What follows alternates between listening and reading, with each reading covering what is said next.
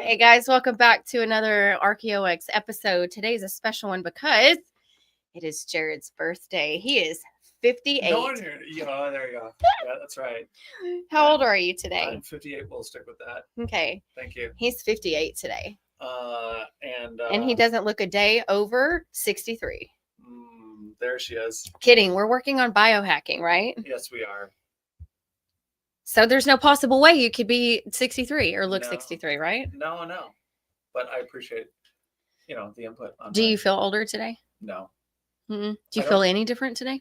No. Really? Even after a ceremonial coffee? Like, oh, no. Like a burning away or... Okay. Things that I wouldn't throw out there. But oh, my bad. No. The day has been amazing. Oh, it's really been fun.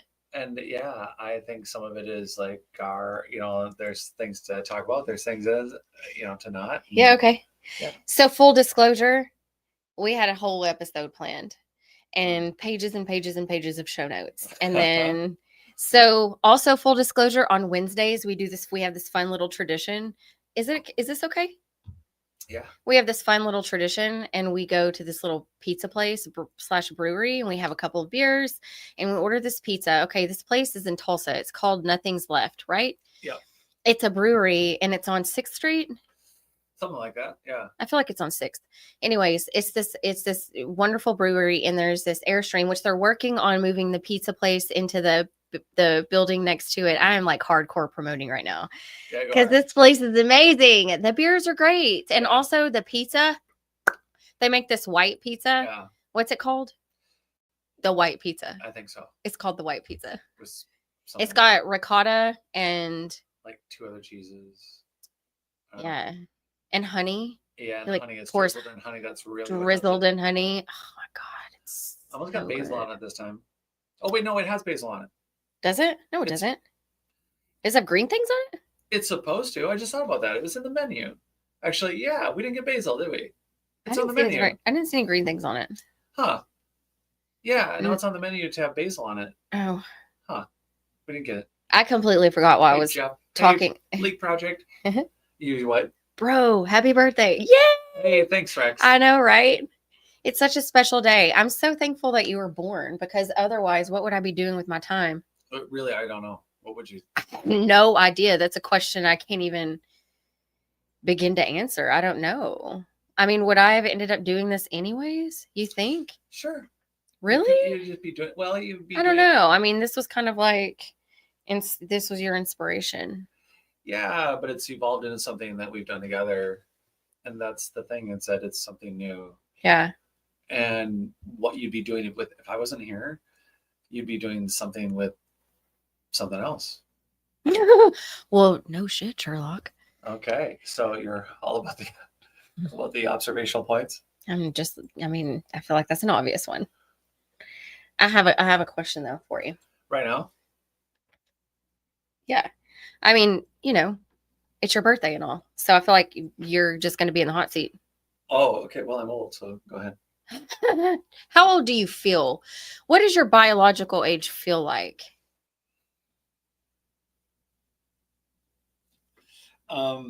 Based on what I can do, or what I feel I can do, like movement-wise and everything else, from since I died, the data I have now on my blood and on my body, I would say that, I haven't officially done any of the longevity tests. Yeah. So this will be interesting to match it up. Yeah. I only know one stat, and it's a big one. It's about my heart. Uh-huh. And I know that my heart fully recovered, which is a miracle. That does not happen. So, its ability to suck blood in and push it out. Let me ask you, do you feel like, why do you feel like your heart's completely healed itself? Do you feel like you had something to do with that it's something you manifested? Or do you think that was just the natural healing process of your own physiological system? I have it in my mind, an age. And so to answer the question in short, it's like, I don't know, something in my 30s. And I think that my mindset, I absolutely believe that the reason I was walking, the reason, like, as soon as the drugs wore off enough for me to, like, I'm getting up, I'm moving, like, I knew that my life would be, and the other thing is when you got literally a dozen doctors, 8, 10, 12 doctors coming in, and they're saying out loud, some of them, not all of them, but some of them are saying, you know, you're going to go to nursing home or you're going to do this or that or the other. And yeah, thanks, Rex. Yeah, 39. It's my birthday. Which, by the way, don't make it known to most people. So it's fun that we're on the podcast. And You don't make it known. That's so funny because as soon as we sit down at the pizza place, our wonderful bartender comes out and he's like, "You guys want your regular?" And we're like, "Yeah." And immediately Jared turns around. He's like, "It's my birthday." Hey, you know what? 10 years in the restaurant business, and it's been so It's my long. birthday. I've forgotten that a birthday is a thing at a restaurant. It's like, or a bar. It's like, I'll take it. Just the one time. Okay. Why not? But yeah, I don't know. How do you feel about age? How do you feel about your age? Like, seriously, if we're going to pick an age, how do you feel? Definitely my 30s. I definitely feel like I'm probably in my early 30s. I mean, my knees would probably argue otherwise, but that's not because of an age thing. It's because I had an injury, and I'm not going to say what it was because it's embarrassing. Well, yeah, I think I think my mindset around my recovery was around like how I know I felt. Yeah. And it's such a strong, I mean, it's a really strong thing. It is a very Dispenza sort of sensation. Mm-hmm. And so when I started rehab, and they liked the Hennepin County medical team, you know, it's within their documents and everything. And I did everything, you know, and I went beyond that. You know, I was doing my own rehab every morning and all day. And every day was around recovery. So when I got 3 months in, when they said that injection rate, the fact that it had fully recovered is just not, literally words were a miracle, unheard of, doesn't happen. So I think that absolutely is still also. You think you just dispensed yourself back to health? Yeah, absolutely. Really? Yeah, I don't think there's any going around it. Nobody gets 100% blockage and goes through what I did for the amount of time. No one, well, literally no one. I mean, I don't want to be singled out that way. But the remodeling, yes, I think the suite of medications they set me on, they are designed to help. And I think between my mindset and that and the rehab and the process, I absolutely. Was it a conscious effort, or do you think you just? Oh no, that was like you just in your mind you were like, this is how I want to live and this is what I want to do. But was there any like metacognition around it? I mean, were you like, conscious of your consciousness, like conscious of you, like, were you aware that you're being aware of your situation? Does that make sense? Am I asking that properly, or am I just confusing my own self? No, I think Rex and everyone listening, Jeff, there's some people who are going to get it. Kundalini King. All right. I think happy birthday. Thank you. Your hair still makes you look younger than me, man.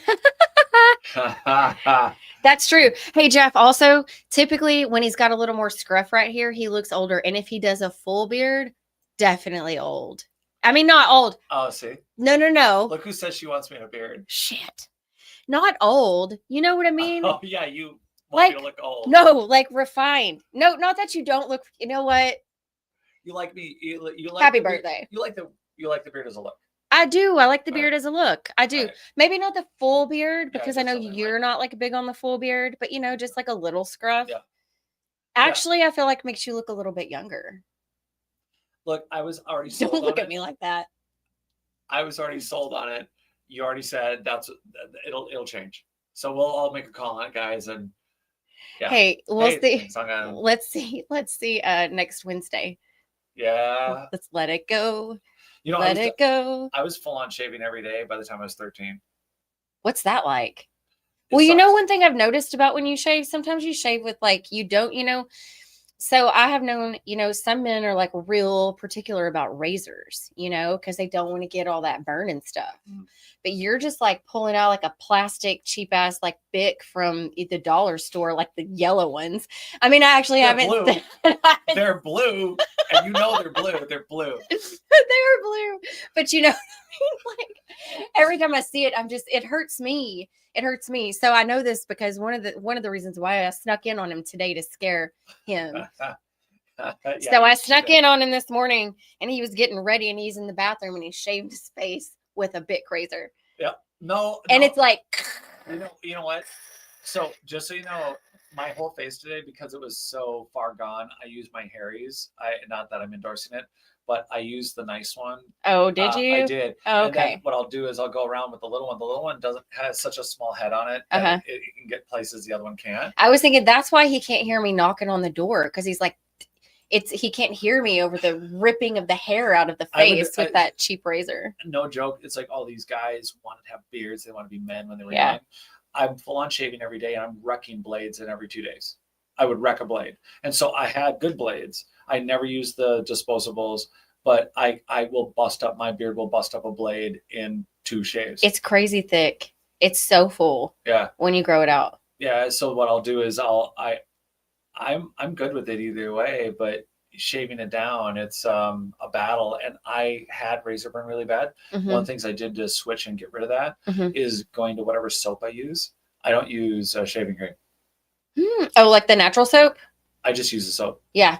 Yeah. Well, but you have to specify. It's not just any soap. No. It's a natural soap. Yeah, that's true. Yeah, it's a natural soap. So, great birthday question. What was the actual question? What's so funny is what I was going to say. What had happened was we were headed to the pizza place and I threw the notes out the window and I was like, hey, do you just want to wing it tonight? She had incredibly detailed notes for a great show, guys. It's going to be great. Looking forward to going through it all next week. Ear hair, freaking ear hair. I think that's like a coming of age type of thing. You know, ear hair, nose hair, when it gets to the point where every time you go get your hair cut at like the barber shop as a man, I can only imagine because I don't know, because I'm not one. But when you go and you have to get everything, like your eyebrows and everything's all like, you know, trimmed in that way because it gets wild and bushy and you're not there yet. Yeah. You're not there yet. But you know what I'm looking forward to? In another like 20 years, if you do go completely gray, because you know when you grow your beard out, it's like white. My beard? Yeah. It's pretty peppered. It's pretty peppered. Okay. It's peppered, yes, but there's a lot of, it's not gray. It's white. So it's like black and white. You know what I mean? Yeah. It's not gray. It's like silver. It's pretty. It's a pretty gray. So I'm just thinking like in like 20 more years, you could, if you wanted to stuff your belly, because I know you're never going to get that way, but with the long hair and the gray beard, you could. Never mind. Pull off Santa Claus. It's only because your beard is so good. Okay, moving on. When did you first realize you were drawn to exploring consciousness beyond the surface? That was a question I have for you. All right, back to the consciousness. I'm just trying to. I want to segue away from Santa. Okay. That's all. At what point? So in all of your 39 years on the planet. Thank you. You're welcome. At what point in this experience when did you start waking up? I didn't know it was that, for instance, how much I didn't like eating meat. But that was like a kid thing. You didn't wake up when you were 5. But again, something that never sat well with me, I was actually angry about being in my first art history class.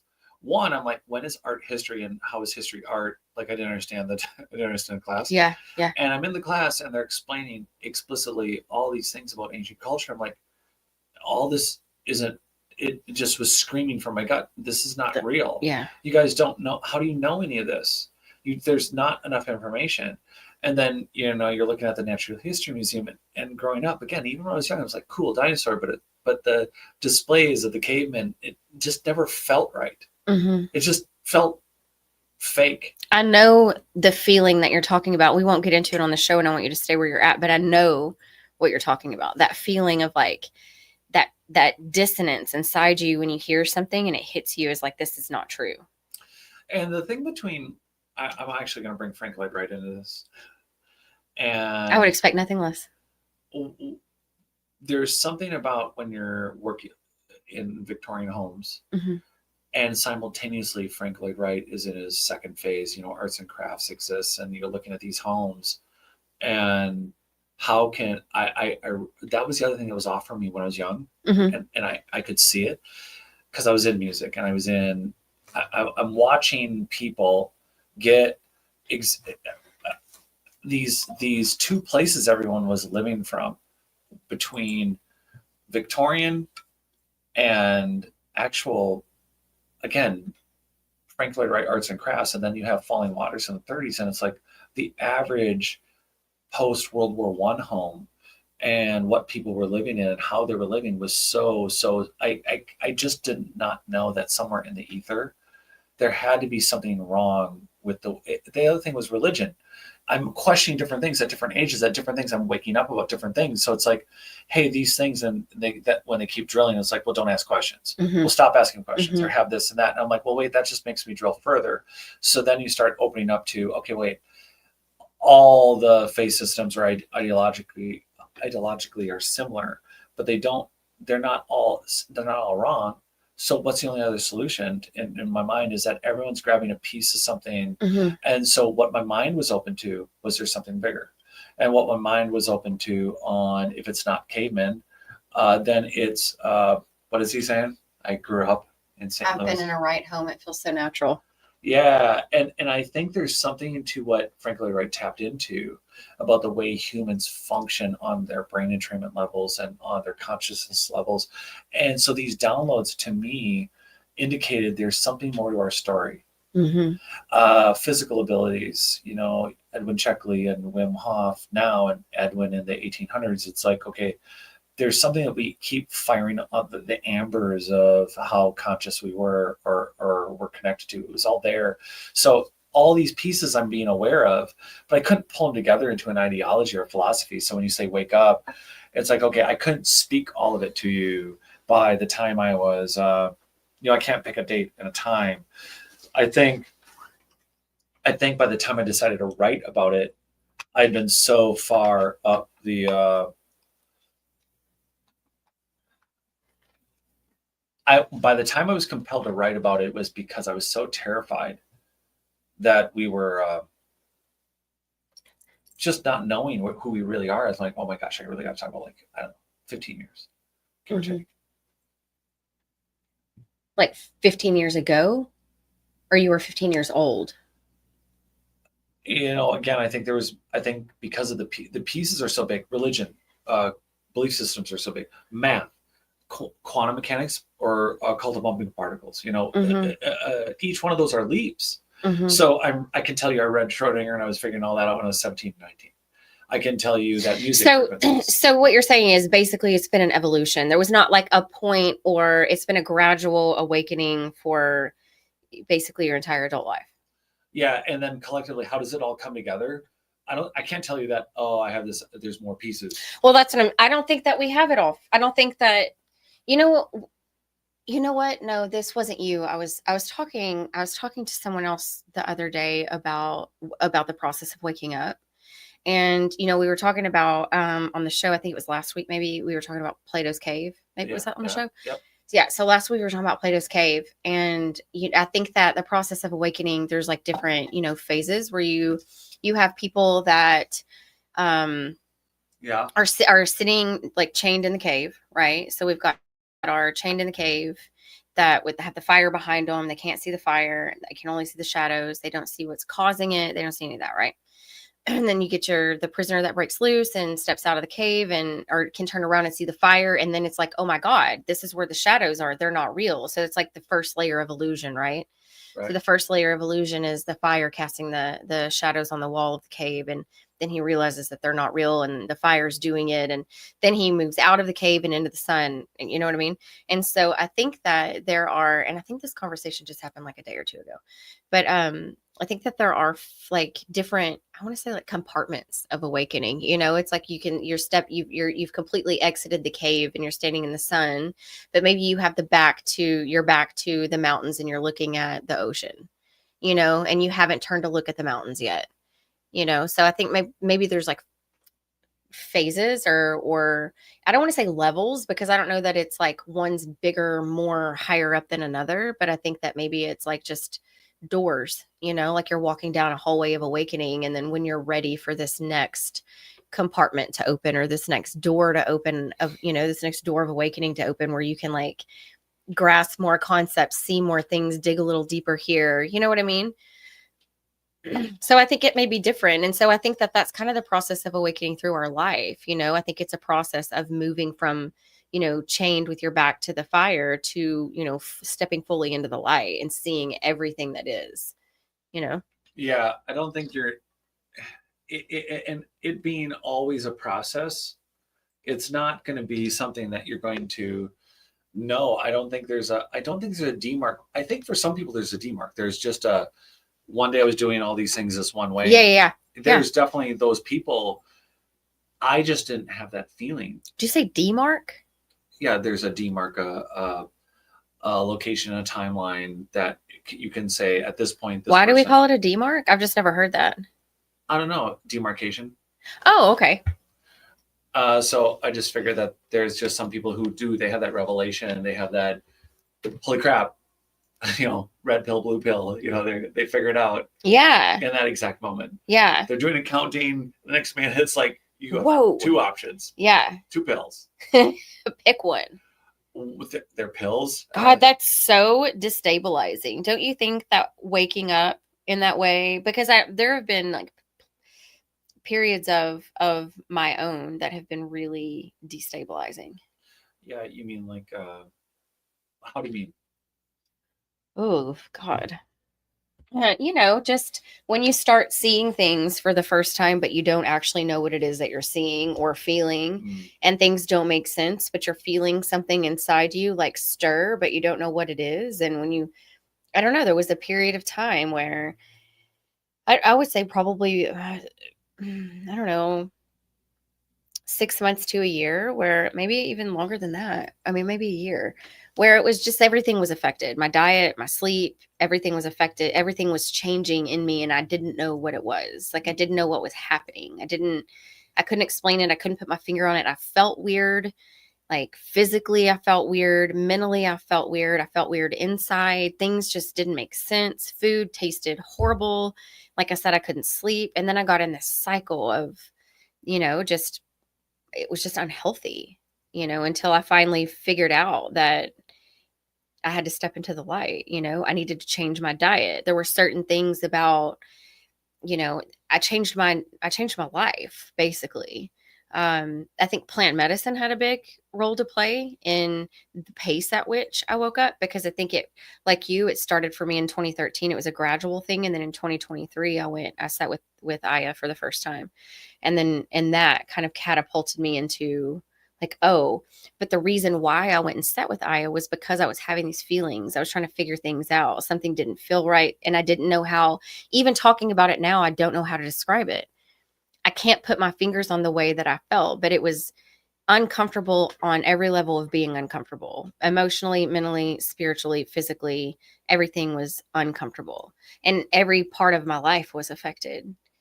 And so I found myself in Ecuador sitting with the medicine. And then I came home and, fast forward a year later, I made massive changes in my life.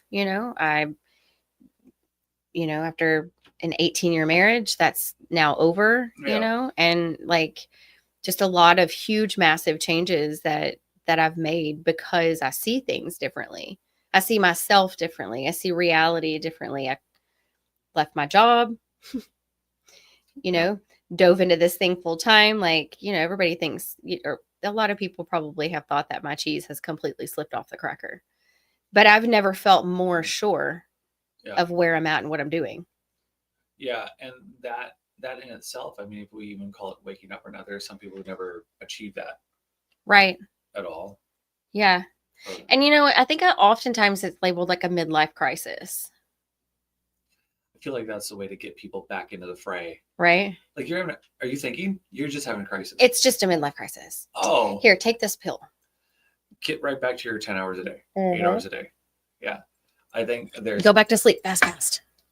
Stop looking outside don't look around. Don't look under the green curtain. Don't do it. Just sit. Work. Stop. Have a vacation. Have a vacation. You got 4 weeks a year. If you're lucky. And if you're in Europe, you get 3 months. It's like, oh, well, I can live with that. It's like, no, it's the same thing. They get 3 months? Frequently, yes. Wow. Germany gets 3 months. Most places, when they say, like, for instance, in England, you'll see all these TV shows, and I don't think it's missed on a lot of people.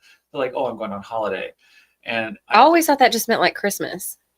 Right, that's what it means to us. But in Europe, these people generally, on one hand, it's like, this is great, you're getting, 2-3 months to use as what you want, but then you're still kind of still in the same systems. Yeah. So, at what point when do you make the jump? Like, when do you, because I don't, we've done it, we're currently in it, but, for people who are doing the thing, getting up, doing the same thing every day, that, and living their life in that way. And that, some people are completely happy and fine with that. But those that aren't, that want something different, that want to do something different, what would you suggest?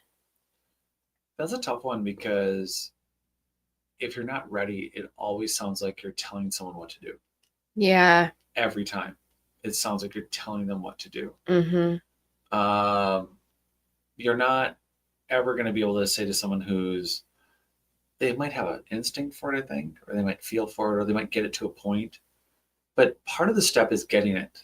Yeah. It's just part of the step. Yeah. Then you have to do something with it. Right. And then have progress. So there's another layer. It's like, that's where it starts to sound more and more overwhelming, because it's like, okay, I'm aware. Okay, great, you're aware. And then it's like, well, I'm thinking. Great. You're thinking. Now what?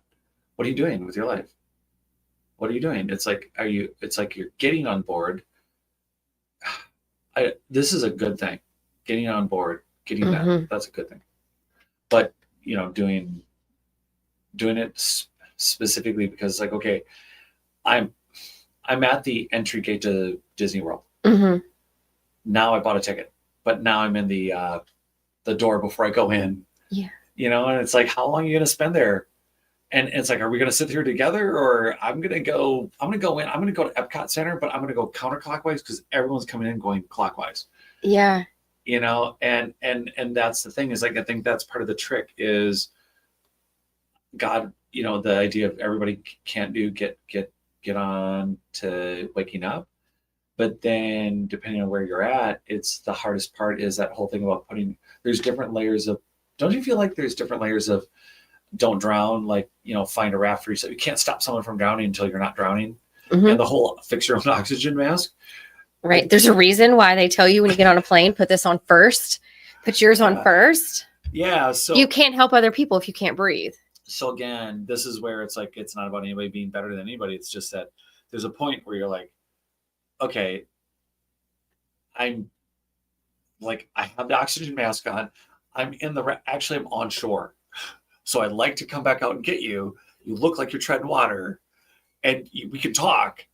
Or there's that other guy over there that can't talk to them. They're drowning or whatever, but they can't even find a log, whatever. It's people at these different phases with different things. And I think that's what's hard, is just to find a course for yourself and not get in the fray of your own. You don't want to get in your own way, but you also want to help people, but you have to do more than tread water yourself. You have to, does that make sense? It does make sense. And what's so crazy to me is it's easy for me to compare, because I did come from, I wasn't raised in church, but I did come from, when I kind of married into it. And there it is again. Is it a mosquito? What is that? No, it's just a gnat. Anyways, so, I had experience. You were saying, like, there's certain experiences that lead to these things, right? And so I'm thinking, you brought up kind of, religion, which we're not going to dig into that, but, that there was experiences that I had in the church that made me question things, made me question where I was at, why I believed what I believed, and things that just did not resonate with me, And so I think that part of the I guess waking up is having the so religiously I can compare how I feel now to how I was supposed to feel then, like how I feel now about being awake and wanting other people to be here. It's, and I keep referencing Plato's cave, because when the prisoner breaks loose, he gets out and he wakes up and he gets out and he sees the truth of reality, right? And then he's filled with so much compassion, he can't help it. He has to go back in and like tell everybody, but they're all looking, because he's stumbling into the cave, they're all looking at him like he's crazy. And they're like, whatever it is that you just experienced, like, I don't want any of that, because you can't see where you're going. Like, you're blind now, Right. And that's kind of what my experience has been in waking up. And so what you're saying about, like, if people aren't ready to hear it or people aren't ready to receive it, I fully agree with that, because I think that the way that I feel is I feel so passionate about, I want everybody to wake up. I want everybody to see the truth. I want everybody to feel like this. I want everybody to see what we see and experience what we experience, and understand that this is the way that, the life works. And it's the same way I was supposed to feel about my mission in the church. Like, I'm supposed to want to go and do all of these things. And it's not that I didn't, because I did at the time. But if I'm completely honest, there was something inside me that just did not resonate. It just didn't feel right. And it felt like I was forcing myself to fit into this belief system that I did not belong in. And then I leave the belief system, become a spiritualist. Here I am now, and I want to go save all the souls. I'm like, hey, wake up. Like, here's where we're at. This is the truth. Let's look at it, Yeah. And I think there's this, it's not one religion or a right. belief philosophy, but it's also in that, and we've talked about this in reference to healing and being in a healing phase. I think the part about wanting to bring there, again, the process of being aware of these things, super important. It's great. But then once you're aware, you have to do steps. There's things you have to do. It's a responsibility. Right. And again, I'm all for all of it. But what I'm finding myself is that the more I practice, the window that's getting smaller and smaller is that the more I practice with where I'm at. And this is I'm not trying to be, I'll just say it. When you're doing it, it's like, again, it's like you put on your oxygen mask, you get to shore, and it's like you're not drowning. But at the same time, I do think that there's a spot where you're like, okay, great. Everyone has a stage they're at, and it's so important to not get stuck. Absolutely. That's all. And I think that's a hard practice, because then when you get, like you said, spiritual, you get spiritual, and then spiritual includes I think some pitfalls of, like, you don't want to get trapped in a new subsystem. You don't want to just ignore everything, but you don't want to get stuck in a new subsystem. You need to keep exercising, expanding the new. Sure. And we've talked about that recently. We've talked about how easy it is to get stuck in the healing phase or on the healing journey. I almost feel like that's its own subsystem. Yeah, you know what I mean? Yeah. It's almost like once you start waking up and you realize that in order to be fully awake or to continue, there's a healing part, right? There's a healing component to awakening. And a lot of people, I feel like, get stuck in this healing phase where it's just constantly healing and where it's, and I think that you have to start, it's just like, creating your own reality and the power of intention, and what you give attention to matters. What you give attention to is what transforms in your life, right? So if you are giving attention to the things that you don't want to give attention to, that's what is going to happen in your life. And so I feel like we have to be careful with that. Wouldn't you agree? I do. It's not something that is easily practiced, because at every stage you're aware of something else, right? Right. So then how you relate to everyone, you don't want to be rude. You don't want to be unaware of what it means to not only know more, but then it's like, okay, well, now how do I reevaluate every single relationship in my life? Mm-hmm. How do I reevaluate that? Ooh, and that's so good too, because that's another huge thing about waking up is I don't know, a lot, maybe other people's experience is different, but mine has been devastating in a lot of ways.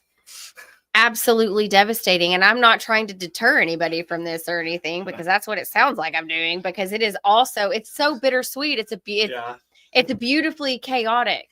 Yeah. So All right. So now I'm just reaching for more. That's all I'm going for. It's my birthday. okay. What do you think I'm Why doing? do you just keep putting your head in front of the camera that's right there? Sorry, everyone. You know what? Movie magic. I guess we should have like done that. Jeez. It's my birthday. We're keeping ourselves juiced. You know what? I'm not going to lie. I love your birthday, but I'm also thinking, if I hear one more time, it's my birthday. Why have I literally? It's my not birthday. This is It's my literally- birthday. I say it once at a brewery. Once at a brewery. And 17 times on the show so far. It's my birthday. It's because it's for And posterity. actually, it wasn't. You've said it way more than just at the brewery. It's my birthday. You've actually been saying it all day now. I think about it. It's my birthday. It's my birthday. I didn't tell anyone anywhere. The other thing, just It's okay. It's your birthday. you're like I'm not taking the whole month. So anywho, thank God for that, because no. But I think so. Back to back to the process of awakening and the things that happen on it, which actually what we're talking about right now kind of goes along with Where you're gonna go? what we've been talking about, Okay. In the series of consciousness. So it kind of works. But that's another huge component, is the people in your life.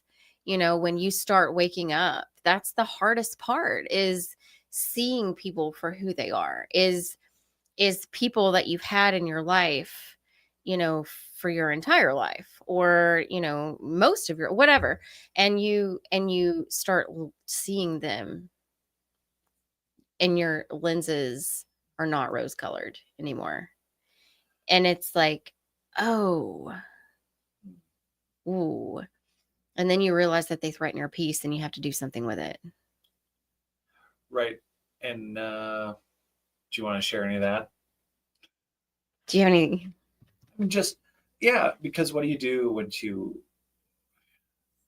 because we have these ties. Yeah. They're so deep. We've been ingrained to think that these are the most important ties, and then we Right. find out that they're not. Right. Yeah. So then it's like, okay, wait, I have the duality now of two different truths. Mhm. Only one's true and the other one isn't a truth. And then you're like, hey, I have to live from a different place. Yeah. So in my experience, which ours has been similar, I believe, but in my experience, it's been a process of like figuring out, what the truth of this relationship is, and sitting with that. Mm-hmm. And then deciding how to almost detach, not disconnect.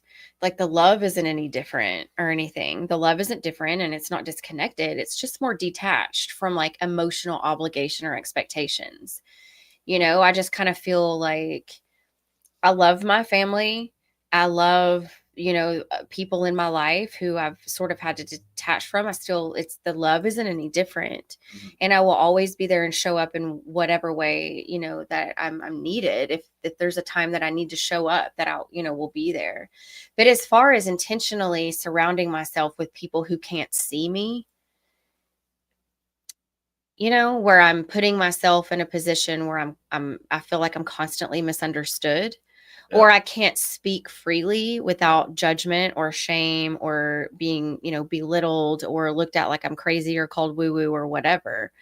It's those parts of me that are me that aren't seen or are misinterpreted or misunderstood. And it's like, it's just constantly in my face that I'm not actually seen for who I am.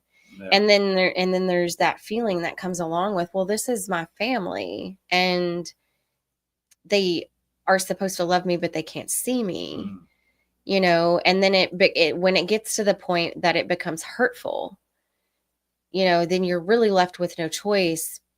You have to make a choice. Then you have to decide whether you're going to sit in that and continue to expose yourself to an environment that makes you feel judged or less than or whatever, that threatens your peace. Or you just decide that you don't actually have to do that anymore. Yeah.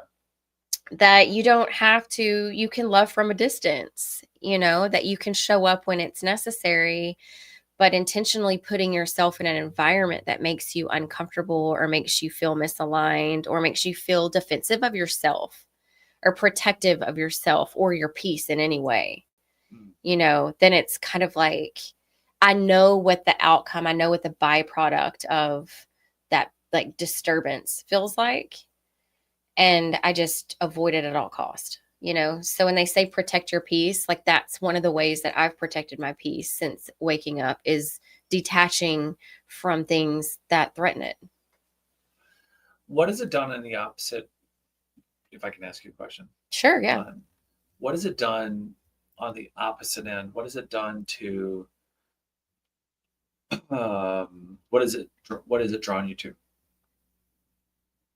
Versus like, there's what you protected against, but is there anything overtly that you look at that's like, oh, I'm drawn to this or not drawn to this? Like specific activities or people or what? Whatever comes to mind. Because it's broad and the process of, Excuse me, I'm sorry. Yeah. It's whatever hits you first on the question. Okay. Ask it again. So there's the protect yourself from, certain energy or certain environments or interpretations, but then what is it? What am I drawn to instead of? Mm-hmm. Okay. Yeah. Peaceful people, peaceful, calm people, wise people, people who offer words of wisdom and, logic and reason, and those that I can have more in-depth conversations with that aren't as surface level, or we can really kind of, I think part of waking up is this idea or this need maybe, or this desire, we'll call it that, this desire to talk about it. When you start seeing it and you realize that you're not crazy, that other people can see it too, then it's like, well, you just want to find these people, because it's so big and it's so huge and it's so massive, and it changes the way that you perceive and think and live. Yeah. And it's just such a huge thing that happens in your life that when you do it alone, it is a really lonely, like I said, destabilizing process. So I think that naturally you're more drawn to people who you can have conversations like this with, who are peaceful and patient, and are obviously more aware of reality, I think. And so, and then also practices that keep me more centered and focused on, my inner world and less of all of the distractions around. And then also food is a huge part of that too. What we eat and what we put in our body. I feel like everything I put in my mouth, I ask myself, like, am I taking like 2 or 3 steps forward in consciousness, or is this going to calcify my pineal gland? Like, you know what I mean? Like, if I'm terrified of tap water, I'm like, fluoride, you know what I mean? Like, it's just these things that when you become aware of how they affect your body on a physiological or biological level, then you just make changes because you know. And so I'll share the story, which, we've talked, but so we watched this documentary, and it's been around for a while. What was it called? You Are What You Eat, on Netflix. And which we watch a lot of food stuff and do a lot of research and all that. But this one was just like really drove it home, because meat's been really difficult for me for a while, but I don't eat, the only meat that I will consume basically is fish. And then we watched this damn documentary, about fish. Well, it wasn't about fish. It was about all kinds of things, but there was a huge part of it was about fish, like wild caught fish, farm raised fish, all the fish swimming in their own feces with sores and all the things it showed in it, and the bacteria and the disease and all the things spread through. Nobody eat dinner at this point. If you're eating, now would be a good time to not. And then these things are just that our FDA regulations are just a joke. So we're putting things on the grocery store counters that are causing foodborne illnesses. And and I knew that before, right? And so I've been for, years I've been changing my diet and practices and things like that. But the one thing, like the one piece of meat I haven't been able to let go of, and I've been excusing myself with, is fish. I'm like, I could do fish because it swims. Because it's cold-blooded. I don't know. I don't know why. I don't know why I feel like anything that swims I could do. I mean, even if it has legs and can crawl on the beach for a minute, but if it came out of the water, I feel like it's solid. Like I'm good with it, right? Not anymore. Now, and this is what happened. Full disclosure, guys. Last night, I did the thing. I told you, I did the thing. So what had happened was I have a 15-year-old son, and he, hangs out with his friends. And so now I'm like trying to figure out what to make that's like easy and simple. So I open the freezer and I look, and I just happen to have this bag of breaded tilapia and I used to love this stuff. You just take it easy peasy, right? You take it out of the bag, throw it on the cookie sheet, pop it in the oven, bake it 400 for like 18 minutes, and it's fluffy and it's good and it's got like flavor. Yeah. But not too fishy, because I can't eat fishy fish. So I'm getting ready to cook it, and I'm thinking about this documentary now, right? And I'm asking myself, is this wild caught or is this farm raised? Because actually neither one of them are great, but wild caught would be way better, obviously, than farm raised. So I look at the bag and damn it. It's exactly what you don't want. It's the fish swimming in their own feces in this netted pool with sores all over them. Yeah, you watched it too. And now you've decided to make this is what happened. Energetically better decision because you love energy. Okay, so what had happened was I got in my higher self and my lower self got in an argument. Okay. About this. And my higher self was like, don't eat the fish. And my lower self was like, don't waste the fish. And then my higher self was like, it's not worth it. And my lower self was like, it's not going to hurt you. Okay. So this happened. This was an actual thing in my head. Like my selves were going at it. My lower self won. Yeah. I made it about halfway through the fish before the bottom of my gut lit up like fire in my belly. And you didn't finish I didn't finish the fish. And the whole time, but then I was thinking, this is the placebo effect. But that's real. I know. I'm like, am I making my own stomach hurt because I'm expecting it to hurt because this fish is farm raised? Yeah, you hear it. I do. I hear myself. I do. Thank you for pointing out that. You know what? What? I'm just gonna have been a while since I pointed out it's my birthday. I'm so glad it's your birthday, and I'm so glad that you continue to remind me that it is your birthday. Hey, we have lots of questions about the universe. Your birthday was one of them? I don't know. Okay, I have a question here that I wrote down. If consciousness could be measured or mapped, what part of the map would you want to most explore? What part of your consciousness would you want to most explore? You like this question, don't I do. I'm really curious. Can I, right before I answer it, can I ask you what got you excited about it? Like, where did your mind go to? The question? Yeah, about the question. Yeah. Well, because I think that there are a lot of institutions that have been attempting to map our consciousness. Mm-hmm. So I'm just a little bit interested in, well, even if you can't exactly map it, like if you can't envision it in your own mind or your mind's eye, like what part of your consciousness are you most interested in? Like for me, I think that would be Oh God, I don't know, because that's a really hard question. Like the connection between realms and like, Different life timelines and things like that? well, I don't know. So we've got timelines and dimensions, right? Those are different.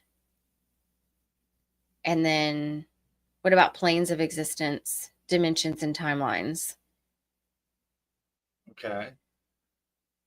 Well, because depending on how we define it. Like how does our consciousness navigate between them? And how does it exist within them? And is there an ability for me to jump from this consciousness to another consciousness? In another timeline, plane, or dimension? Or connect with it? Where is my higher self? Where does she exist? You mean like physically within your body? Well, no, because I don't think she's physical. Like our consciousness Right. isn't physical. So it's not one portion of the brain or one portion of your heart or your head or your, it's, No, how do you view your higher self? I don't think it's location specific. No. However, there is something to our gut, our neural network in our gut and our neural network in our head. Mm-hmm. So I think outside of physical governance of those systems, it seems like both those systems speak and also hear and process information that we don't understand anymore. So the same thing with our skin, every inch of our skin is being hit by all these frequencies and things. That information is going and feeding our unconscious and conscious mind, and we don't know how to interpret it consciously. So how much of what we're receiving is affecting how we would feel about things we do understand? Not because it has an interpretation that's right or wrong. It's just that we don't know what else to do. We're getting filled with a fuel that we don't know how to burn. I think. And so we'll like completely. Wait, when you say filled with a fuel we don't know how to burn, what fuel are you referring to? I'm saying the very information from the frequencies and energies from around, like everything up of every color, anything and everything that's coming in and at us. And when it hits our skin, the reality is that it's not an information that we consciously can understand. It's not an information that maybe it's about colors, or it's like, hey, you need to actually look at this thing that's coming at the planet. It's this asteroid and blah, blah, blah. But, we got the information through a frequency away from, something in the ether. And then instead it's like, we have this feeling of frustration over whether or not I'm going to pick popcorn or I'm going to pick peanut butter, like at the grocery. It's like we don't have a word for what this is actually going to be in reference to this stupid, simple decision. But in reality, our body has picked up frequency, energy, some sort of vibe, of something within the system that is actual information that we don't know how to interpret anymore. Our gut health. When I say gut health, it's like we have a neural network, we're creating serotonin, we have this 3.5 pounds of gut bacteria or 2.5 pounds of gut bacteria that has a neural network the size of the human brain. So when we say we have gut instinct on things, it's like, no, there's actual something going on in our gut and in our mind, and they're connected, and we have feelings for things, but we don't have words frequently for what the gut is. I kind of, if you're okay with it, I'd like to segue just a little bit, because we were talking about planes, dimensions, and timelines. And I was having this conversation the other day, and I want to get your thoughts on this. What are your thoughts on that? Other planes? I mean, just like the difference between, okay, for example, okay, let's look. Okay, so recently, actually, this was just sent this morning. So a friend of mine sent this morning to me, and he, was just like, how weird is this? And so I look into it, and this is all over the place. And he also brought up a good point later this afternoon. He texted me and he was like, check out the distraction. So this went viral and caught on fire, I guess this morning, yesterday. I don't know when. I don't know how long this has been out. I don't really spend a lot of time on the news. And then, but with, as soon as this thing gets released, then it's like, oh, then now there's like political scandals or something, just distraction. And so this is an orb traveling off the coast of Yemen at like lightning speed, right? Yeah. And it was hit with a missile, Okay. and it just barely went off course for a second, and then but it didn't explode. Okay. Nothing. Let's look at this real quick. All right, we're gonna watch this. Yeah, we're gonna watch this. Okay, watch it. So like there it is. Bam, hit with the missile. Now it kind of comes apart. Okay. Oh, it doesn't loop. It doesn't explode. There it is. Look. It doesn't explode. What's happening? Mhm. Watch. Wow. What? It doesn't knock it out of the air. It just keeps flying. Right. Well, I'd be really curious about Where that. did they come from? So we got all these comments about the Skunk Works and them saying that, that whatever you can imagine, we're 50 years ahead of it. And so real technology within government systems has got to be pretty wild. So do you think that's ours? Or do you think that belongs to the earth? Oh, yeah. No, I believe it belongs to somebody, but I wouldn't say that it belongs to anyone other than a clandestine organization. I mean, I'm not going to say it's aliens because I think the technology, if we're seeing this, I think it's something that we mostly have a handle on. I don't think the stuff that's really advanced, we don't.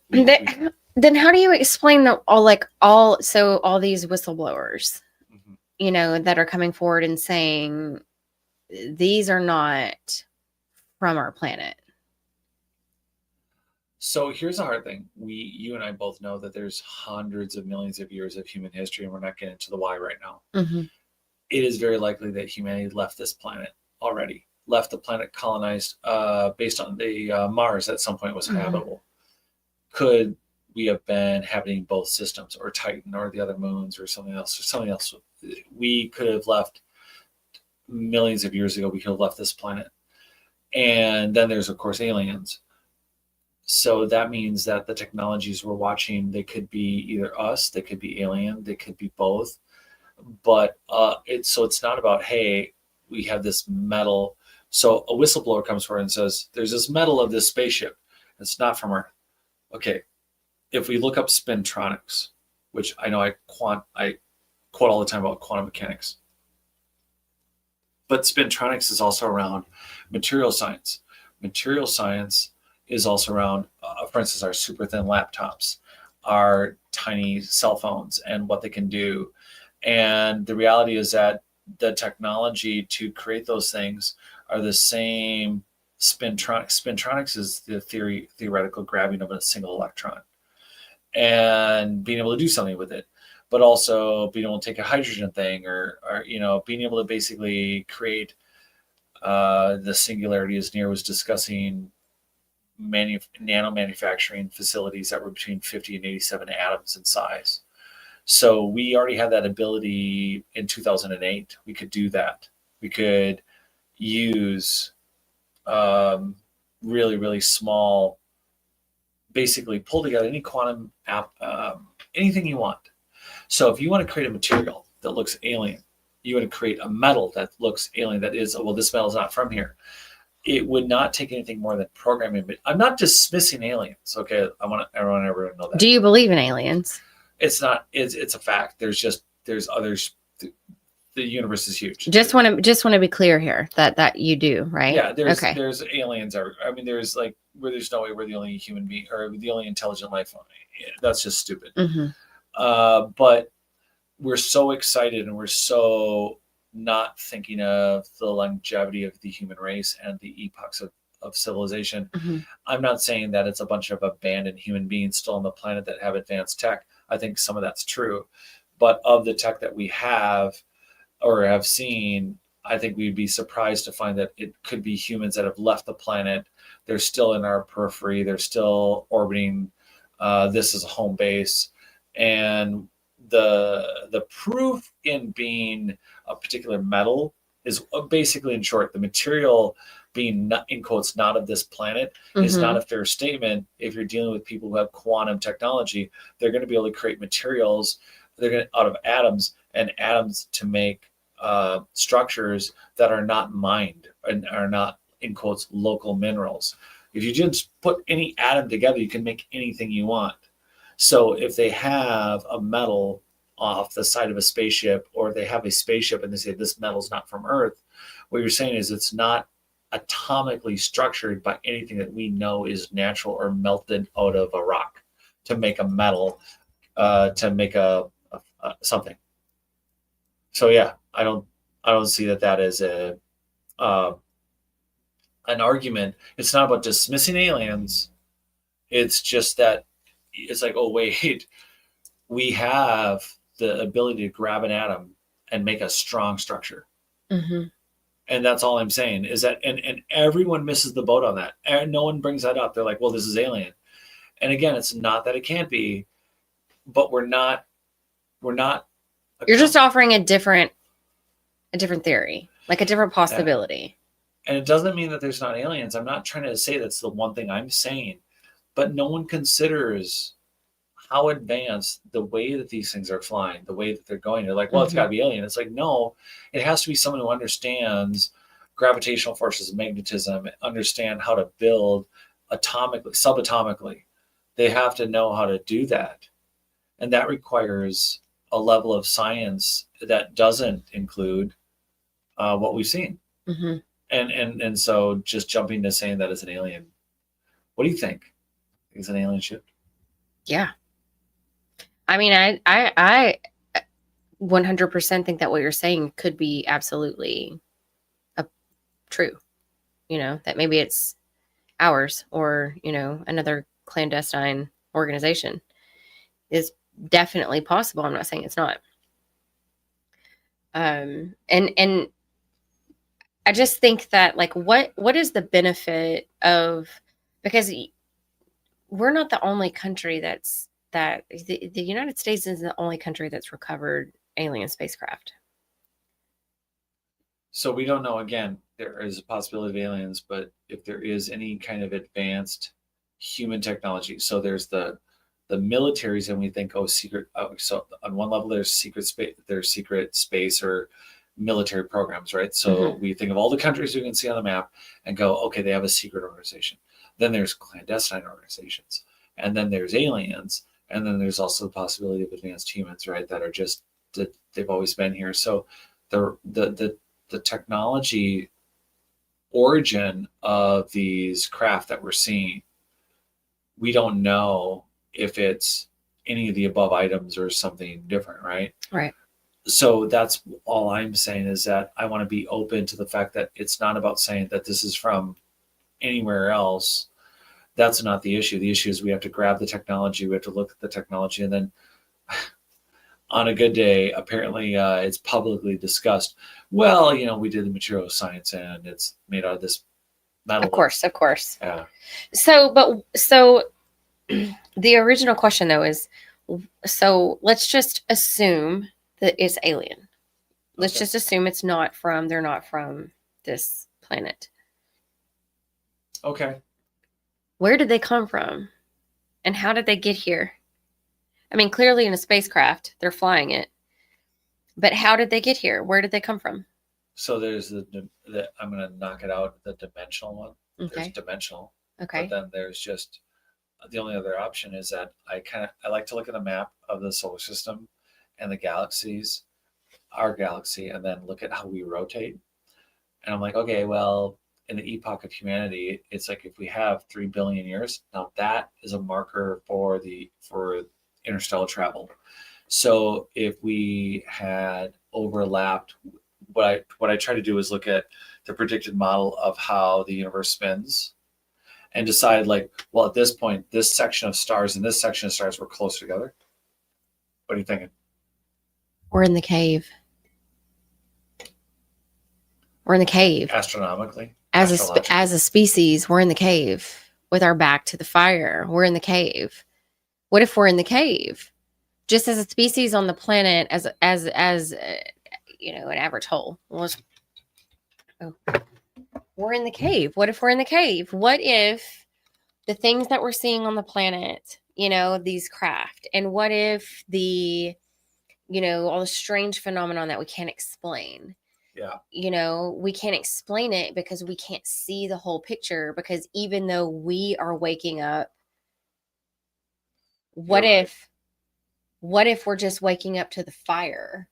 What if our awakening and seeing through the veil and all the ways that we know Yeah. that we're awake and conscious and see and have broken from the matrix, and we've now we're not affiliated with politics or religion or whatever it is, like we've completely broken free from the matrix, right? And we're like, I'm awake. Oh my god, what if we're not?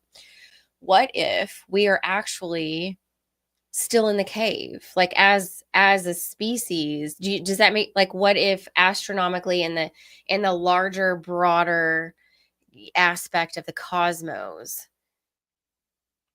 because we can't explain, it's like, the people, like, what if we have, oh god, we can see the fire and we see that the shadows are coming from this up here, right?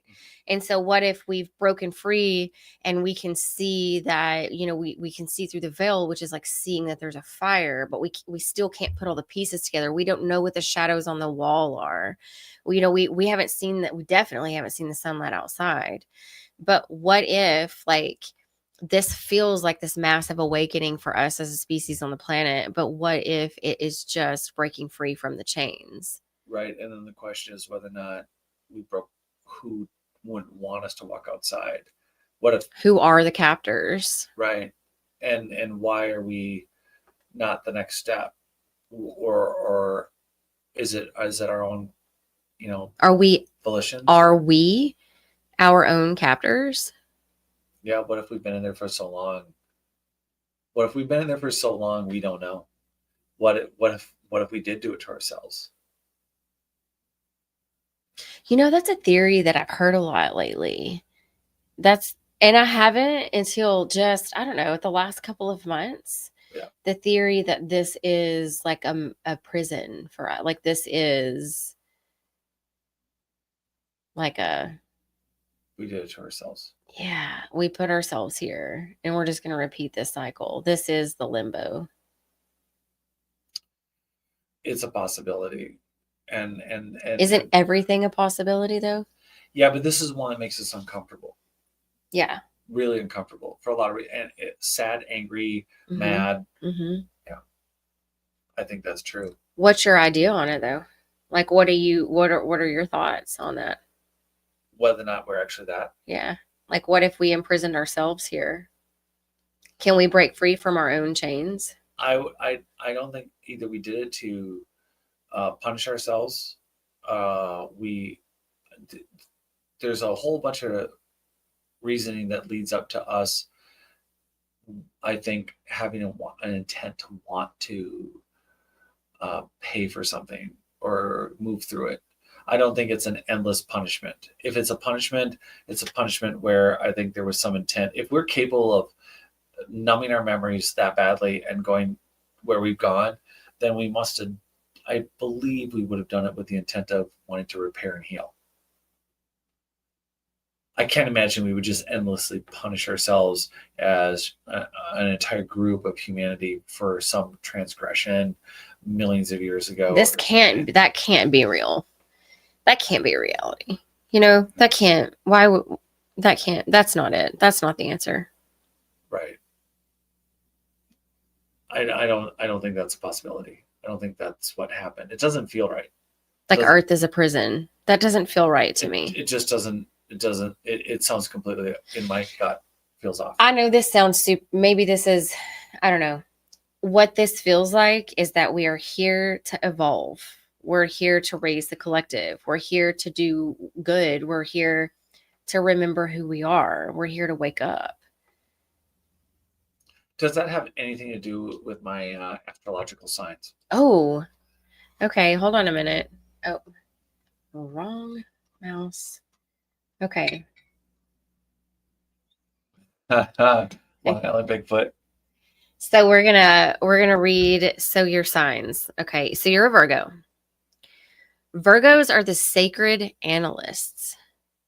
Ooh. Seekers of wisdom who blend science, spirituality, and service. What do you think of that? Pretty spot on. They thrive when refining the body, mind, and soul. It aligns with your personality, which is gentle, patient, introspective, and oriented both toward truth and healing. That's it. No, I'm not done yet. Okay. I'm still going. Don't get too excited. All right. So Virgo energy. So as far as healing and service, Virgo energy is amplified this year. It's about creating new systems for well-being, balance, and sacred alignment. You may feel pulled to deepen your healing practices, such as Reiki, sound, or yoga, not just for yourself, but also for others. Spiritual depth. When Saturn is in Pisces, which is the opposite of Virgo, you're being asked to integrate structure with faith and spiritual flow. Structure, which is Virgo, with faith and spiritual flow, which is Pisces. This could feel like a tension. Do you lean on science and logic or surrender to mystical intuition? The lesson is both. Relationships and connection. Jupiter in Gemini activates communication and learning. So for you, this could bring new collaborations and teaching opportunities that expand your wisdom. It's a year for finding your voice and sharing it. With Neptune influencing Virgo and Pisces energies, this is a year to let go of illusions, whether self-doubt, perfectionism, or outdated stories, and step into authentic abundance. These are your archetype gifts. The healer, helping others find wholeness through energy, sound, or mindful practices. The scholar seeker, digging into hidden histories and sacred knowledge. The refiner, seeing what no longer serves you and transforming it. The earth mystic, Virgo is an earth sign, grounding spirituality in the body, in nature, and in the tangible world. Okay. How do you feel about those things? Does any of that resonate with you? A lot of it does, but what do you think about it? You want to do this in real time? Yeah, no, a lot. Well, we are. A lot of this resonates, but I want to know what you think about it. It's I feel like a lot of I feel like that was pretty spot on about a lot of things. Kind of oddly spot on, I think. Like oddly spot on. I don't feel like, although I think it was a lot of truisms, but I think that I don't feel, I'm not aware of those things always. Mm-hmm.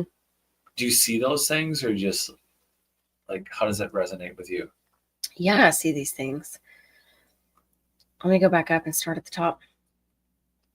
Okay, seekers of wisdom who blend science, spirituality, and service. Is that really even a question? I mean, that's kind of like a daily practice, I feel like. Yeah. Yeah, you're right. So that's, yeah. That's they thrive when refining the mind, body, and soul. Also sort of a daily practice.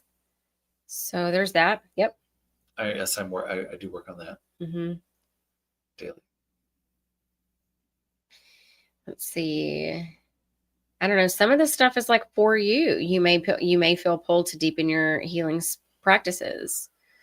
I mean, the rest of this is. It's not really for me to answer. It's your stuff. I think it sounds really accurate. I do. I don't know. How do you feel about science stuff in general? First of all, I don't know a lot about it. I don't know a whole lot, so I would be really speaking from a place of ignorance. But from the ignorant place I can speak from, I would say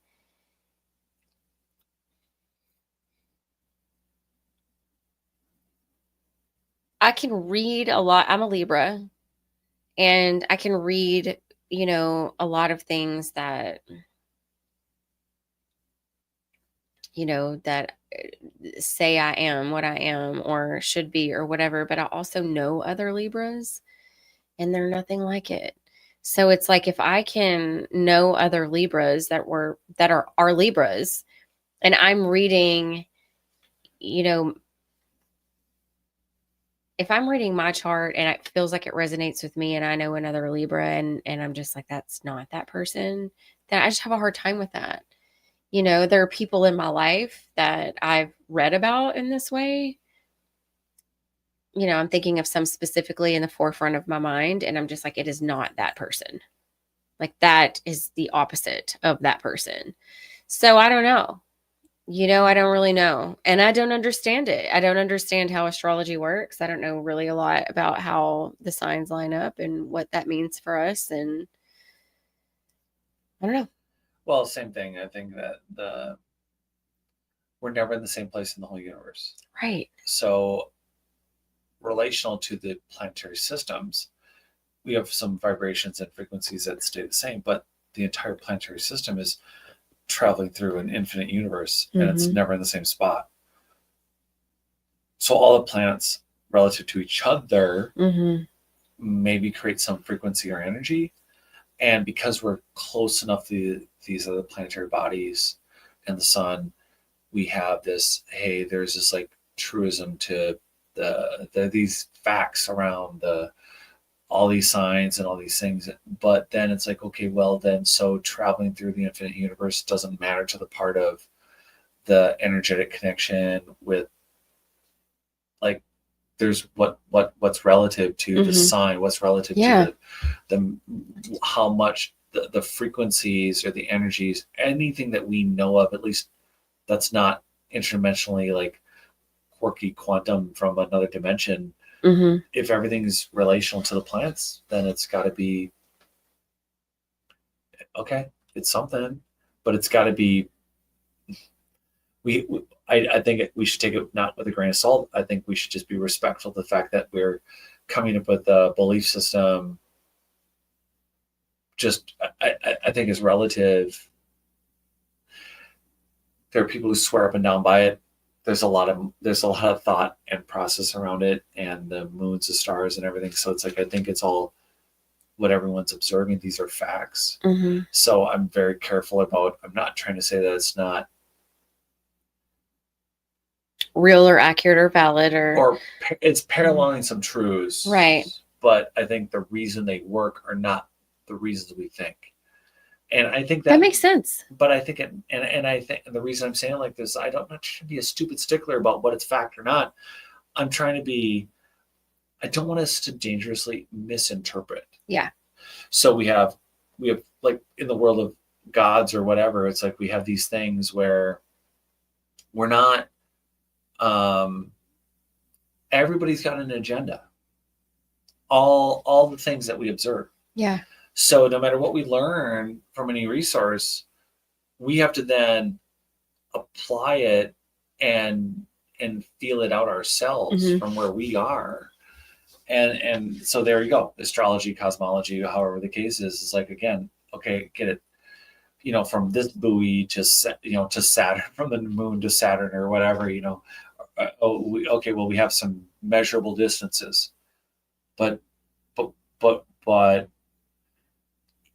if the infinite ether is a giant swimming pool? And if that's the case, and the sun and all of us, our solar system's flying through along with our galaxy, along with our universe, then where the hell is our whole universe?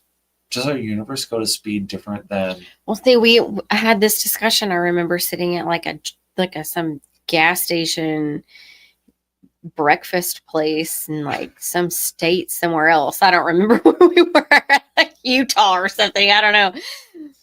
I just remember being in the moving truck and it was cold, and we were having breakfast. We met that other couple. There was another couple in that older couple we had breakfast with that morning randomly on that road trip. Remember? Yeah, I do. Yeah. I forgot about that. Well, now I forgot where I was going with this. What were we talking about before that? The universe and just how fast it's traveling across. Oh, yeah. So when we were talking about like what the universe is and this whole experience and whatever, and one of my questions has been like, well, if the universe is expanding, which is a common theory, What the hell is it expanding into? If the universe is all that is, what is it expanding into? Because in my mind, all I can think about is it's going to need more space to expand. What is the space outside the universe that it's expanding into? If the universe is growing and expanding, what's the space around us? I think that the ether is manipulated by our consciousness. So no matter if it's alive, I don't care if it's a plant or there's got, I wonder if there's like EQ even down to like just forget a couple cells, like a couple atoms and size, right? I think therefore those are all energy centers to create a larger ether. So it is and can be ever expanding. And the universe itself, I think there is, whether it's conscious or in a coma or both, is capable then of expanding for itself. The weird thing is, one of the weird things to think that in the process of that is to think about the speed. That sounds lineal, but is the rate of the unknown, does the rate of it becoming known actually have a rate, a measurable rate? Oh, and I wonder if we could measure that, and then we could measure the actual frequency of the earth, and we could poll people on the planet waking up. If we could connect all of those dots and we could see that as we collectively awaken. I'm trying to think about the math formula that I bet someone could develop a math formula based on the number of humans or the number of conscious organic life, right? Then multiply that by the number of exoplanets that would have life, and then expand that into then therefore how much energy would that total living force create to then expand, and then simultaneously then does the universe itself have its own consciousness, in which case is all of it compounding the expansion and therefore the speed. Do you think the universe has its own individual consciousness, or do you think it is a product of the collective only? It could be fed both ways, because we've talked about that, like on that trip. It's like, is it ever expanding in a child and advanced at the same time? Does it have a question? And are we each of those questions? Are we literally a lifetime of something that, you know what it's like playing chess with yourself? You can know all the moves, and then there's just like, well, someone has to take a risk. I mean, that's the point. It's like you can start out playing the same for every time, but then there's a point where one side or the other just has to take a risk. So is it similar? Is it conscious to a point where it's like, okay, well, I guess I should, in playing with myself, do I not think about it? And does not thinking about it for the universe really equate to, I'm going to let I have some questions. I'm going to manifest them in the body of these beings. But they are going to have the same qualities I do. They're going to have the same access to dimensional information. They're going to be able to split particle. They're going to be able to be in two places at once. They themselves are going to have the ability to actually create. What will they create? Well, I'm not going to have control of that. And so there you go. So it's like, is it self-manifesting by... You think the universe relinquished some control so that it could grow and evolve? Without it deciding consciously itself that, like, it's just playing itself. It's truly letting itself decide something new, because those portions aren't aware of its total self. Interesting. So their imaginations can go a lot different places, right? Because they are limited. It almost allows the universe to focus on one or two or three or five ideas instead of infinite possibilities. And then whether they're right or wrong, that's not the point. The point is that just a few can tweak the symphony. And then that's the new tune.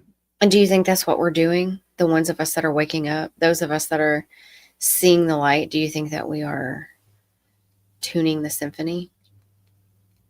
I wonder. I do, because part of me just wants to say yes and be done with it. How do you feel about it? Well, I don't know. I just know that you're always like, but we're all going to hell. Kidding. There's zero consequences as to where we're going. Sure. but there's something too about the way that we could be aware and harmonize and live. See, and I think that the way that we harmonize and live and the way that we can be aware now determines what happens in the afterlife. And currently my idea of what this is and what we're doing is evolution, right? And even this idea is a constant evolution. As I learn, grow, seek, and explore and understand and comprehend more and awaken more, my understanding of reality continues to evolve just like I do, just like my spirit does, right? So we're here to grow and evolve and have these experiences. And as we grow and evolve and have these experiences, if we grow and expand our consciousness, then a natural byproduct of that is raising our frequency, right? So our vibration rises, we emit, higher frequencies. And then when you die, wherever you're vibrating at is likely what's going to happen. And then it determines where you go in the next life. So like levels of a video game, Like if you've done it right in this experience and you've expanded your consciousness and you've raised your vibration. So a lot of people say, when you live your life right and you do all of these things, X, Y, and Z, or go to confession or do whatever you're going to do, then when you die, you go to heaven. I think that, so it was sort of kind of going back to what I was saying earlier, like in that religious viewpoint of how I feel compelled to save souls to the awakening, you know what I mean? Versus what it used to be for me. And I think it's kind of like the same idea where, yeah, maybe the next realm, the next, heavenly realm is just a higher vibrational realm that you cannot get to if you're not vibrating at that frequency. So when you live your life right on this planet in this experience, not right as in right or wrong, but as in alignment, and you expand your consciousness and you evolve and you grow, then you naturally, because of that expansion, raise your vibration. You vibrate higher because you see through things. You see more clear. You're more healed. So your frequency is higher. And then when you die, I think that your frequency might, play a part or determine which realm you end up in next, which dimension you end up in next, whether that's heavenly or just higher than this one. There's a lot of ideas and things back and forth about 3D, 4D, 5D, and this is 3D experience for us. And a lot of us are in the in-between. Well, what if we're only in the in-between? Like it's just an idea that we're in the in-between, those of us that are waking up, but where it solidifies when we die and we actually move into the 5D, because we can match that frequency. It's like manifesting or, the law of attraction. You cannot bring to you what doesn't match your frequency. So if I'm trying to manifest abundance, I have to have an abundance mindset. I have to be vibrating at that level, like Dispenza says. When you match an intention with an elevated emotion, that is when you get your manifestation, right? That is how you create your reality. So if we are constantly raising our vibration, when our physical body dies, wherever our soul is vibrating, that determines where we go next. It determines, we mastered this level and we can go to the next one because we're vibrating too high now to be at this earthly frequency. Whereas if you're not expanding your consciousness, if your consciousness is not expanded enough, you're not vibrating high enough, you're just going to repeat this over and over again. If you don't wake up in this lifetime, if you're not vibrating at a certain frequency, and you know what, maybe it's not a matter of waking up. Maybe it's just where you're vibrating, because it's possible I know people who aren't necessarily awake that are really jolly, high vibrational people. So I don't necessarily know it. Like you have to see through the veil, or maybe that's not it. I don't know, but I do know it's 9:30 and we're out of time. So I can ramble on about this again next week. We can. But until then, and maybe we can just make a note and pick up here. But until then, this has been a really fantastic birthday episode. Yeah, for keeping it real. And maybe sometimes we should just throw the show notes out the window and just say, we'll wing it. Well, yeah, we're good at that. So maybe we'll do both. We'll do some structured and we'll do more. Yeah. Why just do one? We'll just release for people like something fun once in a while, or we'll do live fun and then we'll do structured released. Yeah, we'll One of the see. Long Island Rex, We'll just play with it. Jeff, Kundalini, Yeah. Nathan, hi, good to see you. And do we have any?